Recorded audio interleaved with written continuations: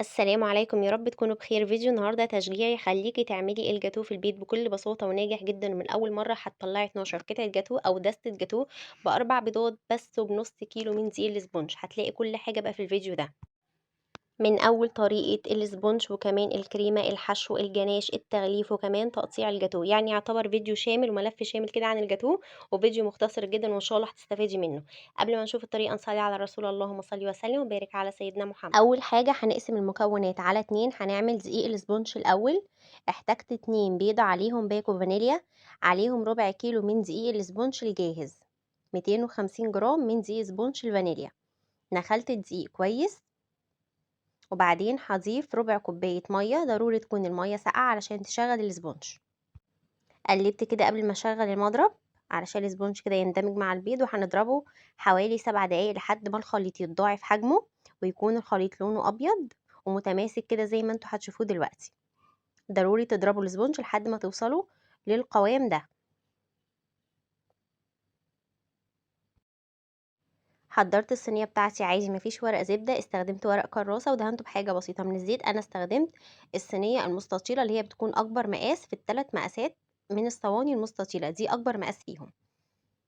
نزلت كده بسبونج الفانيليا اللي انا ضربته في النص الاولاني، وفي النص التاني بقى هننزل بسبونج الكاكاو. حضرت 2 بيضه وعليهم باكو فانيليا، وعليهم ربع كوبايه ميه تكون برضو ساقعه، وعليهم 250 جرام من دقيق الاسبونج الكاكاو. انا استخدمت 220 جرام من دقيق الاسبونج فانيليا، عليهم 30 جرام من الكاكاو الخام، يعني حوالي معلقه ونص كبيره. ضربتهم كويس جدا لحد ما هنوصل برضو للقوام اللي انتوا هتشوفوه دلوقتي. انا ضربتها حوالي 8 دقايق او 7 دقايق، يعني مش هتفرق. المهم توصلوا للقوام ده على حسب طبعا سرعه المضرب عندكم، هيقوم معاكم الاسبونج وهياخد معاكم قد ايه وقت. هنظبط كده الاسبونج وهنسويه كده من فوق، يعني نوزع الاسبونج كويس جدا بسباتشوله، وبعدين هنعمل كده خطوط كده عشوائيه بسكينه او بعود خشبي زي ما انتوا حابين علشان ميبقاش فيه فراغ في الاسبونج. طبعا سخنت الفرن كويس جدا، الاسبونج بيحب يدخل فرن سخن على درجة حرارة متوسطة. اخد معايا بالظبط 25 دقيقة، يعني من 25 دقيقة ل 30 دقيقة، مش اكتر من كده. سبت الاسبونج يبرد وغطيته، انا سبته حوالي ساعتين وهنبتدي بقى نشتغل فيه. قشرت الطبقة اللي بتكون من فوق، وبعدين جبت منشار التقطيع وقسمت الاسبونج بتاعي على ديسكين. هنغطي بقى كده الاسبونج، ما شاء الله كان خفيف وهش وتحفة جدا. ونحضر بقى الكريم شانتيه مع بعض. استخدمت كوباية وتلت من الكريم شانتيه، وعليهم تلت كوباية سكر بودر، وهستخدم حوالي كوباية وربع من المية المتلجة. ضروري تكون المية فيها قطع تلج علشان الكريم شانتيه يبقى متماسك معاكم وقوامه يكون مظبوط.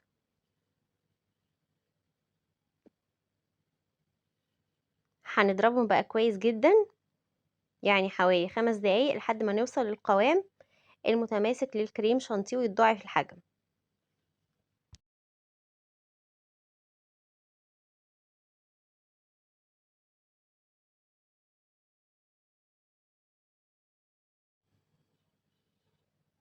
حسيت ان القوام تقيل فضفت ربع كوباية مية من المية الساقعة المتلجة، يبقى انا كده استخدمت كوباية وربع من المية.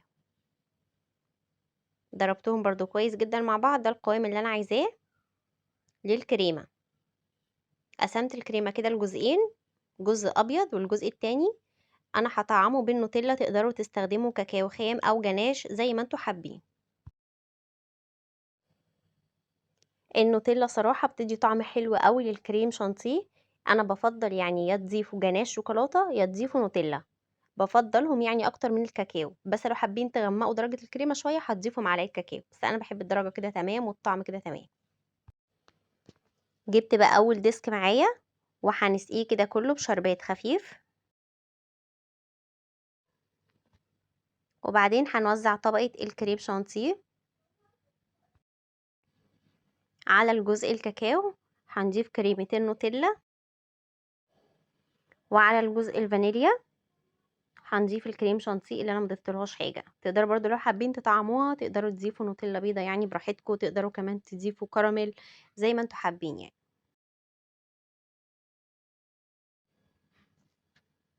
وبعدين سويتها كده كويس، لو في فراغات بضيف لها طبعا كريمه. وبعدين هنحط الديسك التاني،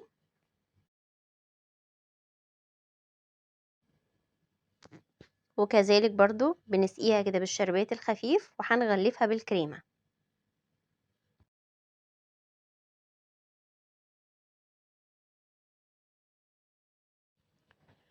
وبعدين كده هنوزع الكريمة كويس جدا بسكرابر اسباتيولا المتوفر عندكم، بس ضروري طبعا نوزعها كويس جدا من الجزء اللي من فوق علشان لما ننزل بالجناش او بالنوتيلا تكون الشكل كده مرتب وكويس.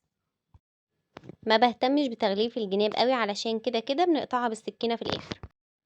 دخلت الجاتو لمدة ساعتين في الفريزر وهنحضر بقى الجناش. انا استخدمت 200 جرام من الشوكولاتة الخام، بس هي كانت زيادة صراحة، بس هي نفعتني يعني في شغل تاني. فانتوا لو هتعملوا على مقدار الجاتو ده فاستخدموا 100 جرام بس من الشوكولاتة. ضفت عليهم 3 معالق كبار من الزيت وعليهم 100 جرام من المية. المية طبعا تكون مغلية. جبت بقى كده طبق وحطيت بقى فيه الشوكولاتة، وزودت كده مية سخنة علشان خاطر اتأكد ان الشوكولاتة كلها ساحت معايا. التزيين بقى طبعا ده براحتكم اللي انتوا حابينه، يعني تقدروا تحطوا نوتيلا بيضة عليها كلها، تقدروا تحطوا كراميل، يعني براحتكم بقى، فواكه زي ما انتوا حابين. يعني انا عملت 4 تقسيمات كده، وهوزع في كل جزء جزء نوتيلا بيضة وجزء نوتيلا بني وجزء نوتيلا بيضة وجزء نوتيلا بني. هيديني شكل حلو جدا في الاخر هتشوفوه دلوقتي.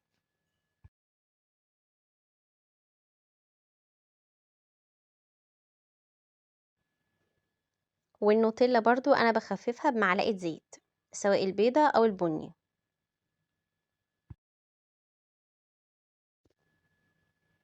وبعدين كده دمجت الاتنين مع بعض، النوتيلا البيضة مع البني، بطرف سكينة او بعود خشبي مفيش مشكلة. بتدي شكل حلو جدا للجاتو يعني، او كمان لو بعمل كبات برضو او لو بقسم تورته بتدي يعني لمسة حلوة وشكل حلو.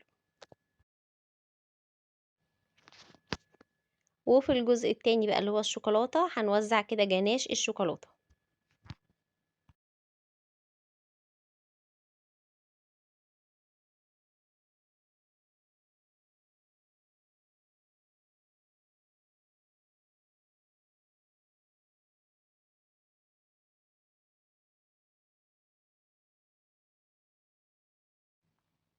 وبعدين دخلته في الفريزر لمدة ساعة.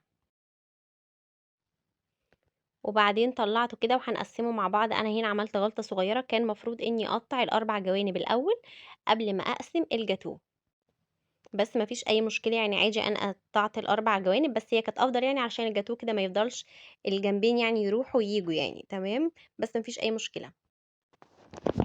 هو كان العرض كله 30 سنتي، الجزء الابيض 15 سنتي والجزء الشوكولاته 15، فانا قسمت الجزء الابيض على 3 مستطيلات او على 3 تقسيمات، كل جزء منه 5 سنتي.